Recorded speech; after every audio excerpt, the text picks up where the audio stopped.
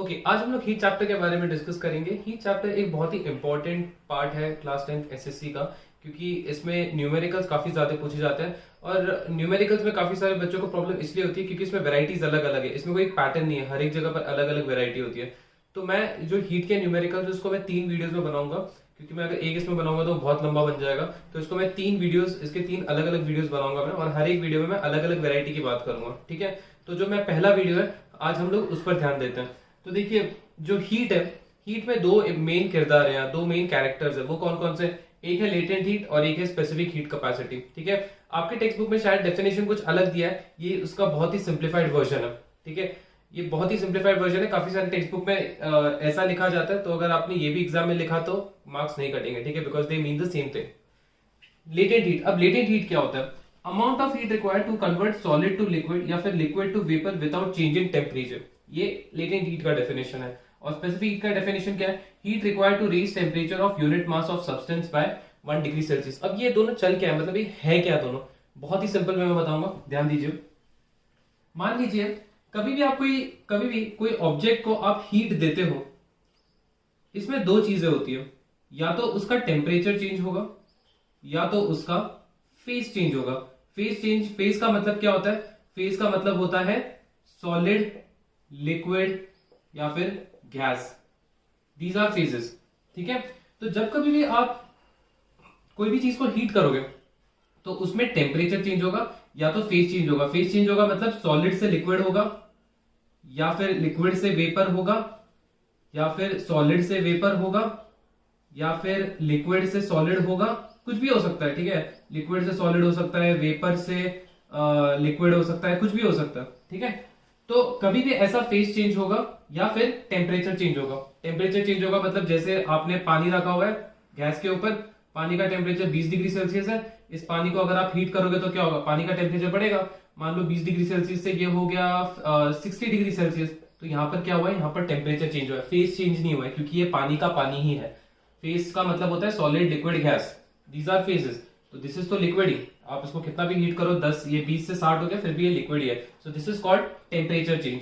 ठीक है, तो कभी भी आप हीट करोगे तो ये दोनों फेजेस होंगे, या तो ये होगा या फिर ये होगा। ये दोनों कभी भी एक साथ नहीं होंगे। ये हिंदी वाला और नहीं है, इंग्लिश वाला और है, और हिंदी में एंड होता है। ठीक है, तो या तो टेम्परेचर चेंज होगा जब आप हीट करोगे, या फिर उसका फेज चेंज होगा। दोनों चीजें होंगी। ठीक है, अब टेम्परेचर चेंज क्या लेटेंट हीट होता है या स्पेसिफिक हीट होता है, या फिर फेज चेंज लेटेंट हीट होता है या स्पेसिफिक हीट होता है? तो देखिए, मैं इसको समझाऊंगा नहीं, आपको ऑटोमेटिकली समझ में आ जाएगा।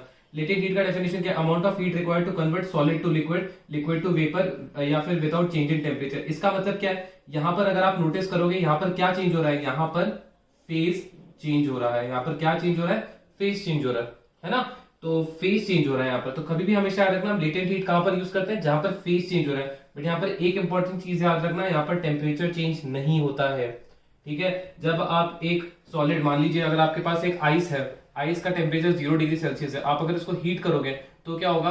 ये जो आइस है ये धीरे धीरे कन्वर्ट होगा वाटर में, है ना? ये धीरे धीरे कन्वर्ट होगा वाटर में। फिर एक पॉइंट ऐसा आएगा जब ये पूरा पानी बन जाएगा। तो यहां पर भी ये 0 डिग्री सेल्सियस है, यहां पर भी ये 0 डिग्री सेल्सियस है, यहां पर भी ये 0 डिग्री सेल्सियस है, और यहां पर भी ये 0 डिग्री सेल्सियस है। तो यहां से लेकर यहां तक ये मेरा पूरा फेज चेंज हो रहा है, क्योंकि ये धीरे धीरे किस में कन्वर्ट हो रहा है? पानी में कन्वर्ट हो रहा है। आइस देख रहे हो, पूरा पानी में कन्वर्ट हो रहा है। तो यहाँ पर फेज चेंज होता है। तो यहाँ पर जो हीट इन्वॉल्व रहती है ना, उसको हम बोलते हैं लेटेंट हीट। लेटेंट हीट का मतलब होता है हिडन हीट। इसको हम हिडन हीट क्यों बोलते हैं? हिडन हीट इसलिए बोलते हैं क्योंकि मैं हीट तो दे रहा हूं आइस को, बट आइस का टेम्परेचर 0 है, 0 है, 0 है, 0 है, तो ये हीट जा कहां रही है? तो इसको हम बोलते हैं ये हिडन हीट है।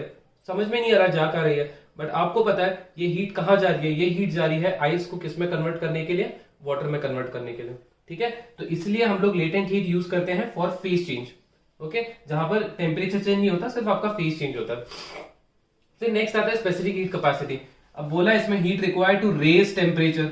रेज टेम्परेचर का मतलब क्या होगा? टेम्परेचर चेंज होगा। तो हमेशा याद रखना, स्पेसिफिक हीट कैपेसिटी में क्या इन्वॉल्व होता है? टेम्परेचर चेंज होता है। जैसे इस केस में मैं पानी को मैंने गर्म किया, पानी पहले 20 डिग्री सेल्सियस था, इसको मैंने हीट किया 60 डिग्री सेल्सियस तक, तो यहां पर क्या हुआ? टेम्परेचर चेंज हुआ ना, तो यहां पर मैं स्पेसिफिक हीट कैपेसिटी यूज करूंगा मैं। ठीक है, so heat required to raise temperature of unit mass of substance by 1 degree Celsius. मतलब ये जो पानी है, इस पानी को मैं कितना हीट करूं ताकि ये जो पानी है जिसका मास कुछ भी हो सकता है, उसका टेम्परेचर 1 डिग्री सेल्सियस से बढ़ जाए, 1 डिग्री सेल्सियस से, ठीक है, तो वो होता है। तो जैसे मैं आपको एग्जांपल बताता हूँ, जैसे आपको बताता हूँ example, let's say specific heat capacity of water, specific heat capacity of water होता है 1 calorie per gram degree Celsius. इसका मतलब होता है अगर मेरे पास 1 ग्राम पानी है, ठीक है, और अगर इसको मैं 1 कैलोरी की हीट दूंगा, 1 कैलोरी की हीट दूंगा, तो इसका टेम्परेचर 1 डिग्री सेल्सियस से बढ़ जाएगा। मतलब मान लीजिए अगर ये पहले 32 था तो ये 33 हो जाएगा। अगर मान लीजिए पहले इसका 40 था तो ये 41 हो जाएगा, ठीक है, 1 डिग्री सेल्सियस से बढ़ जाएगा अगर उसका मास 1 ग्राम है और अगर मैंने 1 कैलोरी ऑफ हीट दिया है तो, ठीक है। So this is how specific heat capacity and latent heat works, ठीक है। अगर मेरे को इसमें और डिफरेंस बताना है तो मैं आपको और भी डिफरेंस बता देता हूँ। जैसे लेटेंट हीट ऑफ आइस जो है वो होता है 80 कैलोरी पर ग्राम। देखिए ये आपको पता होना चाहिए, ठीक है, ये वैल्यूज है ना, काफी सारे क्वेश्चंस में नहीं दिया है, 10th एसएससी की बुक्स में मैंने देखा है काफी सारे ऐसे क्वेश्चंस है जहां पर इनको मेंशन नहीं किया गया है, तो ये आपको पता होना चाहिए, ठीक है। इसको मैं इरेज कर देता हूँ फिलहाल के लिए, ठीक है। और क्या है इसमें और हो सकता है तो लेटेंट हीट हो गया, ये this is the latent heat of ice, this is the specific heat of water. हमेशा याद रखना इसमें फेज चेंज इन्वॉल्व होता है और इसमें टेम्परेचर चेंज इन्वॉल्व होता है, ओके। चलिए, तो यहाँ पर हम जनरली कभी भी हम लोग जब कभी भी हमारा लेटेंट हीट होता है ना, तो उसमें हम जो फॉर्मूला यूज करते हैं वो फॉर्मूला यूज करते हैं Q is equal to ml, और यहाँ पर जो हम फॉर्मूला जनरली यूज करते हैं वो फॉर्मूला यूज करते हैं Q is equal to mc delta T। तो कभी भी आप देखोगे कहीं पर भी मेरा टेम्परेचर चेंज हो रहा है, सिर्फ टेम्परेचर चेंज हो रहा है और कुछ चेंज नहीं हो रहा है, तो वहां पर हम यूज करेंगे mc डेल्टा T। कहीं पर भी आप देख रहे हो जैसे आइस कन्वर्ट हो रहा है पानी में, है ना, या फिर पानी कन्वर्ट हो रहा है वेपर में, तो वहां पर मैं Q is equal to ml formula use करूंगा, ठीक है। तो ये आपको पता होना चाहिए, ओके। लेटेंट हीट का यूनिट क्या होता है, इसकी यूनिट के बारे में बात कर लेते हैं। तो देखिए Q is equal to ml formula है, मेरे को इसका यूनिट निकालना है। मास का यूनिट ग्राम होता है, हीट का यूनिट कैलोरी होता है, तो ये क्या हो जाएगा calorie per gram is equal to latent heat. तो इसका यूनिट क्या होगा, इसका यूनिट होगा यहाँ पर लिख देता हूं मैं, यूनिट इसका होगा कैलोरी पर ग्राम, इसका यूनिट, ठीक है। और इसका यूनिट क्या होगा, Q is equal to mc delta T है। Q का यूनिट कैलोरी होता है, मास का यूनिट ग्राम होता है, C का यूनिट निकालना है, डेल्टा T का यूनिट डिग्री सेल्सियस होता है। इधर आएगा तो क्या होगा calorie per gram degree Celsius is the unit of specific heat capacity. तो इसका यूनिट क्या होगा, इसका यूनिट होगा calorie per gram degree Celsius is the unit of specific heat capacity, ठीक है। तो इन चीजों को हम लोग ऐसे एनालाइज करते हैं, ओके। चलिए इससे रिलेटेड आप कुछ क्वेश्चंस करते हैं ताकि आपको और क्लियर हो जाए। चलो इसको मैं इरेज कर देता हूँ, फिर आई होप आपने लिख लिया होगा। चलिए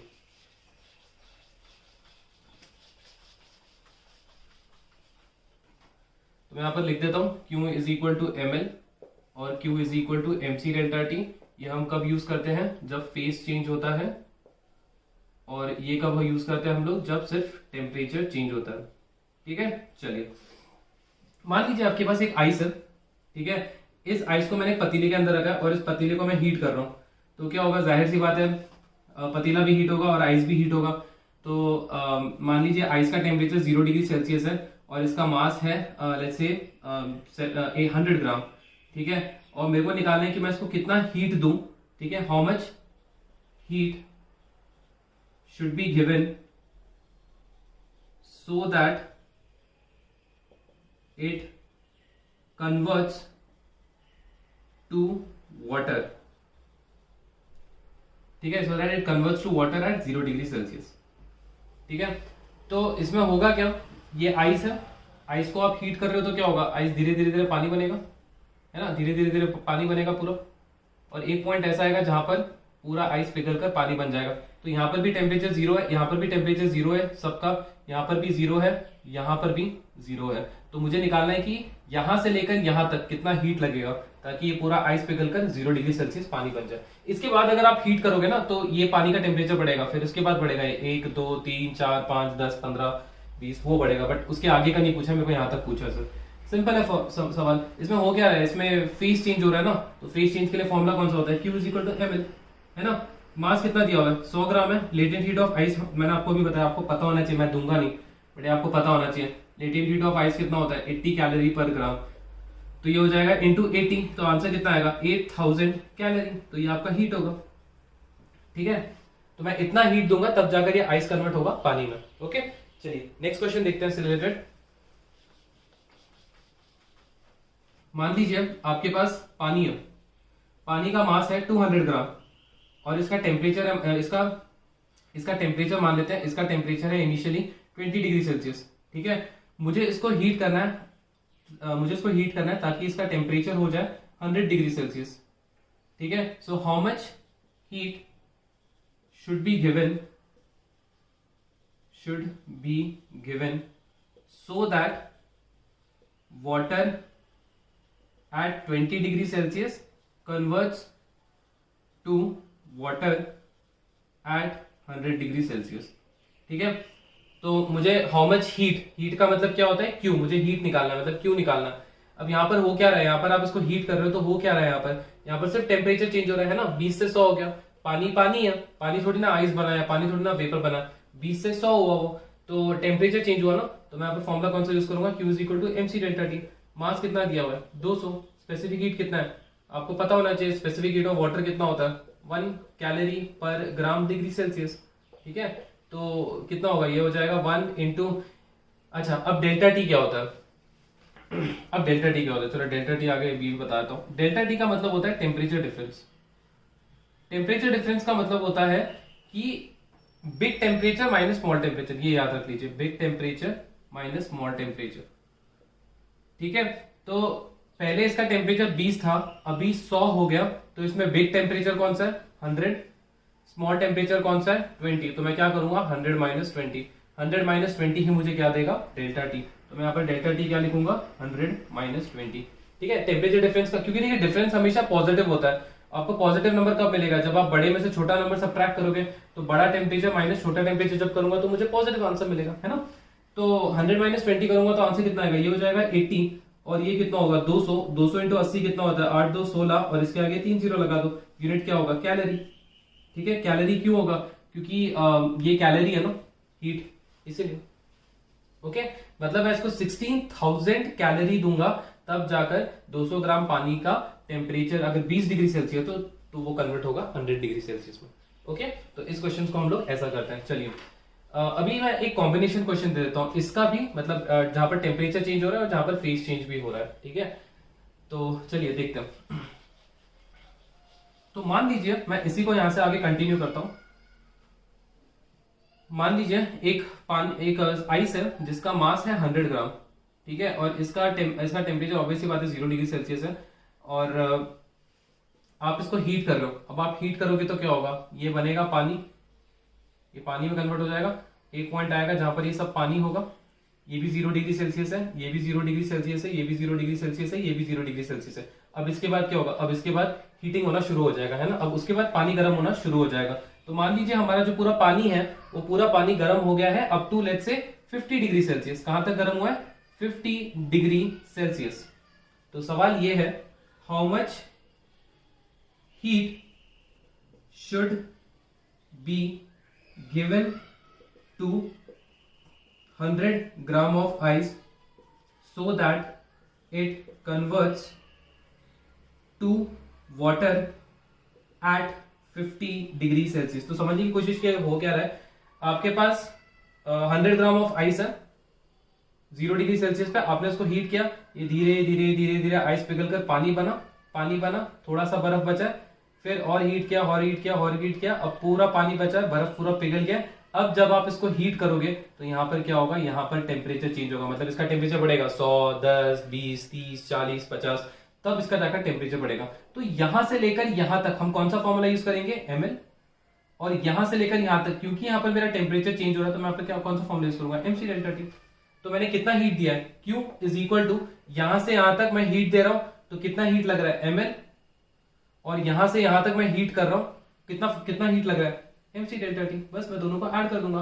अब देखिए मास कितना है आइस का 100 है, लेटेंट हीट ऑफ आइस कितना होता है 80, प्लस मास ऑफ आइस कितना है 100 है। अच्छा मास ऑफ वाटर, अच्छा अभी देखिए, अब देखो बहुत ही लॉजिक कॉमन सेंस है, अगर 100 ग्राम का बर्फ है, जब आप उसको पिघलाओगे तो 100 ग्राम का पानी बनेगा ना, तो इसलिए मैंने 100 ग्राम लिखा है 100 gram of water into specific heat of water कितना है 1 है। अब देखिए इनिशियली टेम्परेचर 0 था, अब फाइनली टेम्परेचर 50 हो गया। मैंने आपको बताया टेम्परेचर डिफरेंस का मतलब क्या होता है, चलो यहाँ पर लिख ही देता हूँ, बार बार बताने के लिए हो जाएगा। टेम्परेचर डिफरेंस होता है, इसका मतलब होता है big temperature minus small temperature, big temperature minus small temperature. तो बड़ा टेम्परेचर 50 है, छोटा टेम्परेचर 0 है, तो 50 माइनस 0, तो आंसर कितना आएगा 50। 100 इंटू 80 कितना हो जाएगा 8000, प्लस 100 इंटू 50 कितना होगा 5000, तो इसका आंसर कितना आएगा 13000 कैलोरी। मतलब मैं 13000 कैलोरी का हीट दूंगा तब जाकर ये जो 100 ग्राम का आइस है 0 डिग्री सेल्सियस पे, ये पहले कन्वर्ट होगा 100 gram water at 0 degree Celsius, फिर ये कन्वर्ट होगा 100 gram water at 50 degree Celsius. तो मैं इतना हीट दूंगा। ठीक है, चलिए, तो ये है कुछ क्वेश्चंस। तो पार्ट 1 में, जो पार्ट 1 है वीडियो का, उसमें इतना ही है। मैं आपको एक दो प्रैक्टिस क्वेश्चन दे देता हूँ, आप प्लीज उसको प्रैक्टिस कीजिए और मुझे आंसर बताइएगा इसका, ठीक है, कमेंट सेक्शन में। चलिए, पहला क्वेश्चन है, heat of 13,600 calorie is given to ice of mass let's say 60 ग्राम। चलिए, हीट इज ठीक है, इसको ऐसे लिखिए, heat of 13,600 is given to ice, calculate the mass of ice if it is heated up to 60 degree Celsius. ठीक है, ये एक वैरायटी क्वेश्चन है। और दूसरा जो वैरायटी है, आप उसमें हम डाल सकते हैं कि एक सिंपल क्वेश्चन दे देता हूं, heat of 48,000 calorie is given to object of mass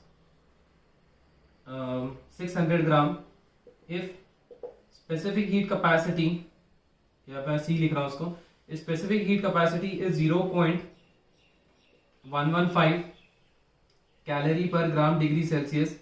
calculate the temperature difference. Calculate the temperature difference. बड़ा सिंपल सवाल है, ठीक है। अब इन दोनों क्वेश्चन को अटेम्प्ट कीजिए और इसका आंसर मुझे कमेंट सेक्शन में बताइए, ठीक है। चलिए, तो ये था हीट के जो न्यूमेरिकल्स, उसका पार्ट 1 फर्स्ट पार्ट वीडियो का, ठीक है। अभी हम डिस्कस करेंगे सेकेंड पार्ट। चलिए।